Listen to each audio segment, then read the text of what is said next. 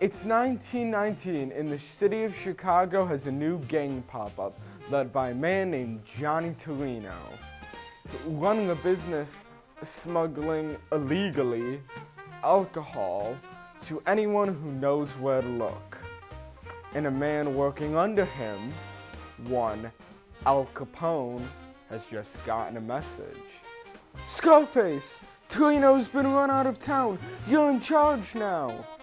This is the defining moment for young Al Capone in the start of a descent into madness for the Windy City.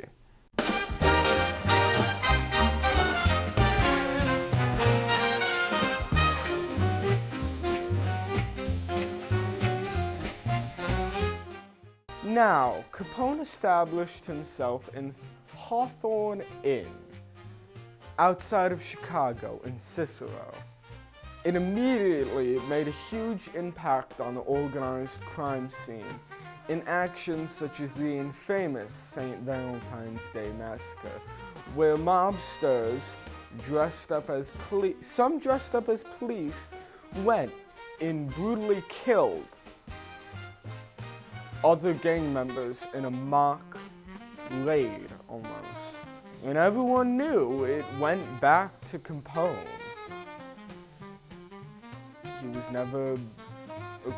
He never went to trial for it. Or the killing of Billy McSwiggan, an assistant state's attorney.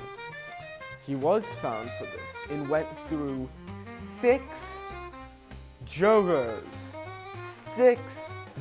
and came out with no charges. He was never charged with anything, but everyone knew it went back to Capone. The Windy City was so in his pocket during the Windy City was so in his pocket when the corrupt mayor, Big Bill Thompson, was in charge. Capone's men literally carried cards that said to the police department, "You will extend the courtesies of the department to the bearer." Literally, real life get out of jail free cards. Fast forward to 1927, and the highest court in the land has made a decision. Let's hear what they have to say. It would be an extreme, if not extravagant, application of the Fifth Amendment to say that it is authorized a man to refuse the state the amount of his income because it has been made a crime.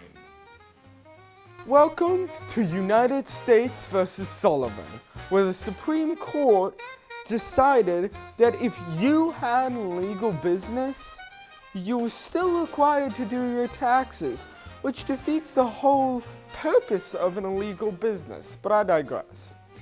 The long and short of it is that now even criminals have to do their taxes, and the first domino falls, because this decision will be the one that the government brings to Capone's face, and the one to swing that bat will be one Frank Wilson, a Treasury Special Intelligence agent. The plan?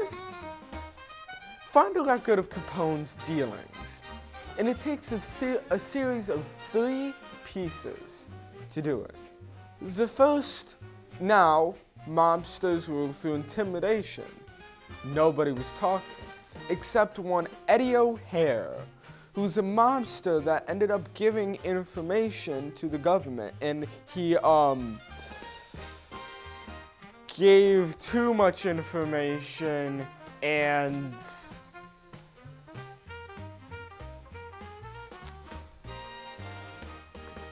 yeah, poor Eddie. So backtrack 4 years, and there was this ledger found in one of Capone's gambling halls by police. 4 years later, someone finally thinks to use this as evidence. But this wasn't enough, so more was needed. Leslie Shumway was found to be likely the one who was the writer of the letter, who was actually depositing, like, notes to the bank. So they tracked Leslie all the way down to Florida, and under threat of subpoena, Leslie was used for testimony. The Mattingly letter was a letter from Lawrence Mattingly, Capone's tax attorney, which provided key evidence in the form of taxable income. Capone did not pay his taxes. And here we get one of the funniest interactions when Wilson actually goes to interview Capone. So basically, through the interview, Capone gets a little annoyed, and he goes, "How's your wife, Wilson?" and proceeds to follow it up with, "You best be sure to take care of yourself." Wilson just does not stop for anyone. So with that, he goes to trial, gets found guilty of tax evasion, bounces around jail, and sometime later dies from declining health faculties from syphilis he got when he was younger. This is a record of a fall of an empire. This is Spartan Archives #4, signing off.